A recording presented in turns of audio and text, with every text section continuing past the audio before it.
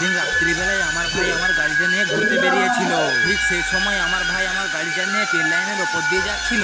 তখনই ট্রেন লাইনের পাতে চাকা চারটে আটকে যায় এবং সে অনেক চেষ্টা করতেছিল গাড়িটা যেমন ট্রেন লাইনের পাত থেকে উঠে বেরিয়ে আসে। ঠিক সেই সময় দেখতে পাই ট্রেন লাইনের পাতে ট্রেনও চলে এসেছে।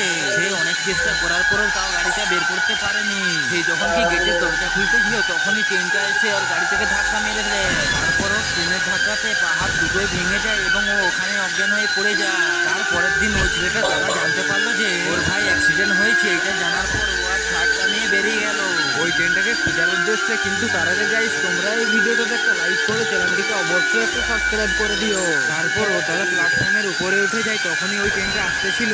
তারপর ও দাদা ট্রেনটাতে অনেকগুলো মিসাইল মেরে দেয়। তারপরে ট্রেনটা দাঁড়িয়ে যায়। এরপর অনেকক্ষণ ধরে ট্রেনের পাইলটটাকে খোঁজার পর ফাইনালি পেয়ে গেল পাইলটটাকে। তারপরে ট্রেনের পাইলটটাকেও মেরে ফেললো। এটা ঠিক কাজ করলো না ভুল কাজ করলো তোমরা অবশ্যই কমেন্ট